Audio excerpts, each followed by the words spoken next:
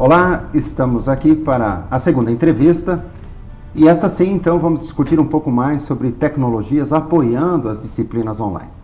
E para essa conversa, eu convido então o Rafael Nardotto, que trabalha conosco já há 7 anos, né? Começou na Anhembi, agora está na EAD Laureate e é o nosso coordenador de tecnologia educacional.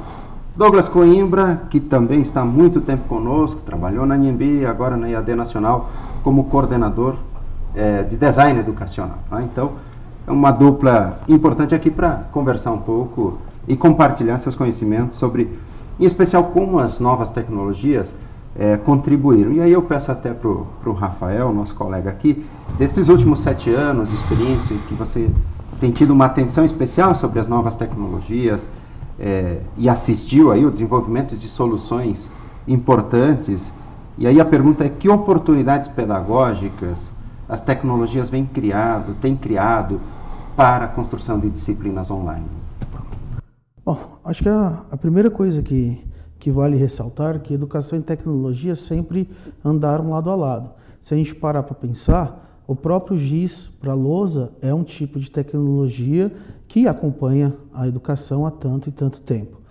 Bom, se nós parássemos para analisar a evolução tecnológica nos últimos 10 anos e tudo que nós podemos aproveitar e incrementar dentro da educação, e no nosso caso aqui, educação à distância, eu considero que o grande salto que nós demos nesses últimos anos foi justamente essa transposição da forma instrucional da entrega do conteúdo, podendo fazer com que esse conteúdo ele tenha uma vida própria, através de hiperlinks, ou através mesmo da inclusão de vídeos, complementando o material que o professor gostaria de passar para o aluno, até mesmo na forma que o professor pode se comunicar com o aluno.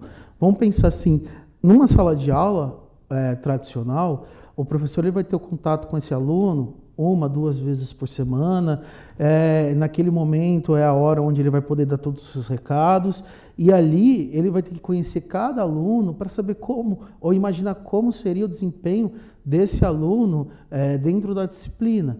Quando a gente usa um ambiente virtual de aprendizagem, nós temos outros tipos de oportunidade, por exemplo, com o uso de ferramentas de webinar, por exemplo, nós podemos chegar nesse aluno, se comunicar com esse aluno em praticamente qualquer hora do dia ou da semana, através de ferramentas analíticas que o próprio AVA tem. Nós conseguiríamos prever como vai ser o rendimento médio do aluno ou aonde o aluno precisa melhorar, fazendo com que o aluno tenha mais recursos para melhor aproveitar o material e o conhecimento daquela disciplina específica. Muito bacana o que você está trazendo, Rafael, porque eu lembro quando professor, durante muito tempo do ensino presencial, você via muitos estudantes que pareciam muito atentos à aula e quando você fazia avaliação isso não se confirmava. Você está trazendo que as novas tecnologias, por exemplo, ajudam o professor a enxergar o processo de aprendizado. Se ele está ativo na disciplina, que atividades ele desenvolveu e qual foi o desempenho dele nas atividades. E a pergunta é: o professor tem indicadores a partir disso? Por exemplo, dentro do Blackboard hoje, o professor tem como enxergar o estudante no seu detalhe? Saber se ele está de fato aprendendo, além de estar presente dentro da sala de aula virtual? Sim, isso de várias formas. Então vamos começar pelo aluno que supostamente está prestando atenção ou não. A transposição disso para o Blackboard seria um aluno que acessa frequentemente ou não acessa frequentemente. De uma forma bem simples, o professor ele consegue reconhecer na turma quais são os alunos que acessam regularmente a ferramenta e os alunos que não acessam regularmente. E a ferramenta já indica e sugere que o professor faça uma ação para esse grupo de alunos. Em linhas gerais, sem nenhuma análise mais criteriosa, o professor poderia ver um desempenho médio dos alunos nas atividades e agrupar os alunos que possuem um desempenho abaixo e dali sugerir para aquele aluno um material complementar, um reforço, ou de repente, dependendo da metodologia, uma nova atividade.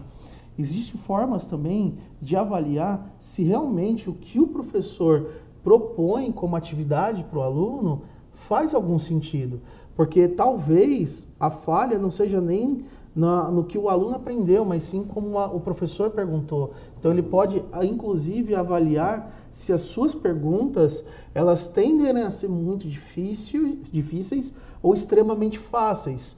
Isso através de testes bem simples e rápidas no próprio ambiente.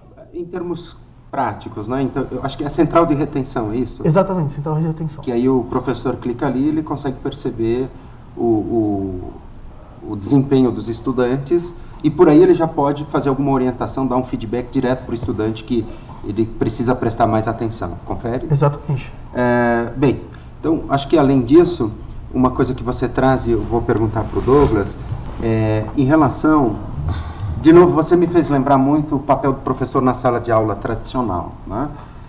Em que você tinha lá a pasta, na central de cópias, os estudantes passavam lá, baixavam as cópias, ou você solicitava a aquisição de um livro, quando ainda não se tinha um LMS de apoio, né? Quando sim, era no GIS, né, e tal. E aí a gente procurava experimentar outras, a gente conversou antes com o professor Felipe Rogério sobre metodologia ativa. E no presencial, sim, isso se faz com perfeição também, né? Então, desde atividades simples como trabalho de grupo, seminários, atividades que você pode fazer na sala de aula presencial, levar os estudantes para a biblioteca, formar pequenos grupos, fazer com que eles pudessem produzir um material e apresentar e socializar para os colegas de forma colaborativa. A pergunta, então, Douglas, que tecnologias, que recursos a gente tem no Blackboard, no Collaborate, que potencializam a interação? Se é possível formar grupos dentro do Collaborate, é possível fazer um movimento de discussão de aprendizagem por pares, a estrutura de enquetes em tempo real por webconferência, ou as aulas têm que ser monólogos de conteúdos prontos de prateleira e professor expositor instruindo os estudantes? Primeiro, a gente tem que partir da premissa que o mundo mudou nesses últimos 20 anos de maneira muito acelerada. Muito graças ao advento da internet e à expansão, à democratização da internet, né? Então, a nossa maneira de estar no mundo mudou de maneira significativa. Hoje em dia, por exemplo, partindo desse pressuposto, professor, existe uma descentralização da informação. E a forma como a gente acessa conteúdo, hoje em dia, é muito diferente da que existia 20, 30 anos atrás, né? Então, não precisa ir à central de cópias? Não precisa mais da central de cópias. Hoje em dia, a rede liga todo mundo. E eu acho que é justamente esse o papel do professor. Ser um condutor para fazer com que o estudante consiga chegar nessa informação, né? Então, ele consegue fazer isso através de diversas ferramentas. A Wiki, por exemplo, ela traz à tona um conceito muito importante nos dias de hoje, que é a construção coletiva do conhecimento. Então, hoje o estudante, mais do que aprender a aceitar isso de forma passiva, ele quer também construir o conhecimento. Aquilo precisa fazer sentido para ele de alguma forma, né? Então, aí que consegue resgatar e dar vazão a essa necessidade, né? Os fóruns colaborativos também, eles fazem com que os estudantes se auxiliem no processo de ensino-aprendizagem e deixe de ter na figura do professor autoridade exatamente. Máxima. Essa autoridade máxima na sala de aula do século XXI não existe. O professor funciona muito mais como um mentor do que como o detentor único exclusivo do conhecimento. Perfeito. E me faz lembrar também da questão da produção de conteúdo, quando no presencial, de novo, a gente pedia para um estudante fazer um trabalho, e como professor, então pegava o trabalho, geralmente impresso, voltava aqui para o Google, dava uma digitada aí em alguns termos, quando você desconfiava que tinha plágio, suspeitava, e era um trabalhão para você verificar. Às vezes você lembrava porque tinha lido o material, você não, isso aqui você copiou, você já identificava, não cita, não referencia, e a repetição daquele modelo do ensino fundamental de copiar da Barça para fazer o trabalho escolar. Que recurso tecnológico o Blackboard oferece hoje para apoiar o professor também nessa verificação de conteúdo e conseguir orientar o estudante a devidamente construir um texto, citar, referenciar e não fazer o copy-cola, né? O Blackboard possui uma ferramenta chamada Safe Assignment. O que é o Safe Assignment? Ele é um farejador de plágio. Então ele tem cadastrado toda a base da internet e a base própria, e ele consegue rastrear se o estudante fez algum tipo de cópia e consegue apontar até mesmo, professor, o percentual de palavras que se repetem nos textos que existem na internet ou na base do Blackboard e que o estudante usou, deixando assim bem claro para o professor, para que ele analise até que ponto aquilo foi uma cópia ou foi uma criação autoral. Então o Blackboard consegue ter essa facilidade, ele consegue atrelar isso a todas as atividades, seja um fórum, uma wiki, uma questão dissertativa. Então, como ele está integrado, o professor já recebe isso e consegue fazer essa análise de maneira simples e rápida. Muito bem. E Rafael, uma das coisas que a gente percebe que em alguns LMS, né, você tem uma estrutura reduzida de recursos para montagem de avaliação. Então, se eu quisesse variar e ter o apoio tecnológico para uma avaliação mais dinâmica, dentro da metodologia ativa, quantos tipos de questões, modelos de questões nós temos dentro do Blackboard e que outros recursos, né? O Douglas já trouxe a questão da Wiki, a gente já falou do fórum, né? Que mais o Blackboard oferece para além do modelo de questões objetiva, dissertativa, né? Bom, nós temos no Blackboard ferramentas do tipo avaliação por pares, onde o foco é a partir de uma proposta e a resposta do grupo de alunos, esses alunos eles se autoavaliem. Nós temos em questões diferentes para testes, mais de 12 modelos de questões.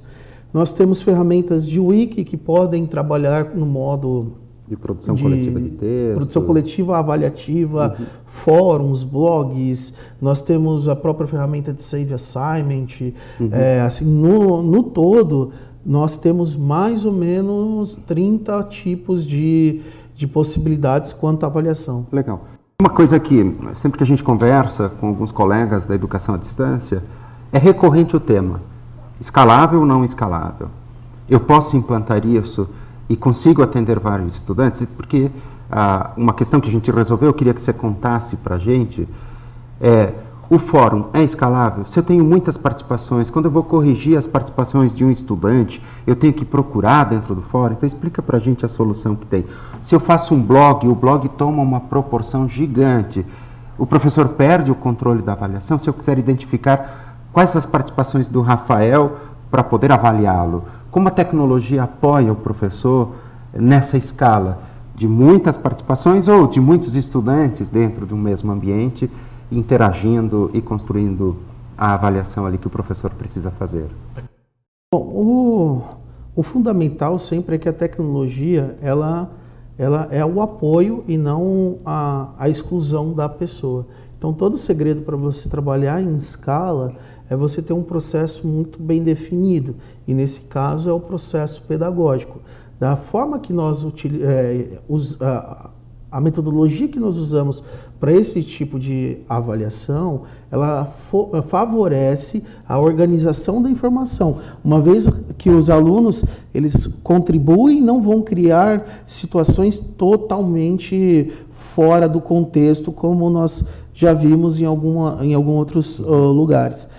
E o papel da ferramenta ali é agrupar o que o estudante postou, tanto em wiki, blog... Independente do número de respostas. Independente do número de respostas, com as temáticas principais, fazendo com que o professor, em apenas uma tela, consiga... ter a visão do todo da participação. A visão do todo, né? E a linha que o aluno seguiu para chegar naquela conclusão. Muito bom. E para fechar, uma última pergunta para o Douglas. Você, como design educacional, também olhando para o horizonte, durante o início, né, embrionário da educação à distância, ela esteve muito sustentada em produção de material, né, passando ali pelos materiais impressos, entregues por correio, entregues em salas de aula. E você falou dessa questão da construção do conhecimento entre os estudantes, as questões entre pares, né, e não só dependendo da autoridade do professor ou da autoridade de um escritor, de um livro, um material pronto, acabado. Como é que você vê no horizonte o desdobramento do design educacional? Vai por muito tempo esta estrutura muito firmada nos conteúdos predispostos, ou esta linha da construção colaborativa, compilação de materiais, é uma tendência? Como é que você vê isso? É um processo em constante evolução, né? Assim como existiu a descentralização do conhecimento, do conteúdo, isso vai passar também pela produção de materiais. A tendência é que cada vez mais existam menos materiais produzidos de forma cartesiana, que é aquele material fechadinho, o e-book produzido por um autor, isso vai deixar de existir. Cada vez mais o professor vai ter autonomia e para isso surgem a cada dia novas ferramentas de autoria. Então hoje já é possível o professor fazer um objeto de aprendizagem com poucos cliques, através de um PowerPoint Mix, por exemplo, do que é uma ferramenta, um plugin do Office Mix. O professor também consegue ter um acompanhamento pedagógico das turmas através de até uma coisa que o Rafael citou quase agora, que é do Big Data, né? Ele consegue mapear, entender esse estudante, e entendendo esse estudante, sabendo como ele acessa, de que forma ele acessa, ele produzir conteúdos que sejam mais inerentes à necessidade do estudante. Então é possível criar mapas mentais através do Prezi hoje em dia, é possível criar vídeos e animações através do GoAnimate. Existe uma série de softwares de autoria que hoje são de simples utilização e que facilitam muito a vida do professor. Ou seja, as novas tecnologias estão contribuindo para uma autoria compartilhada e não centralizada, não cartesiana, como você falou. Exatamente. Muito bem, Douglas, é isto então. A gente observa que, de fato, as novas tecnologias contribuem para que professores, estudantes, tutores possam construir colaborativamente o conteúdo e não dependendo apenas de um conteúdo cartesiano, como você assim chamou. Perfeito. Eu agradeço a presença aqui, então, do Rafael, as contribuições do Douglas. A gente fica por aqui e volta, na sequência, entrevistando o professor Roberto e o professor Danilo sobre o papel do professor e do tutor em disciplinas online. Muito obrigado, até mais.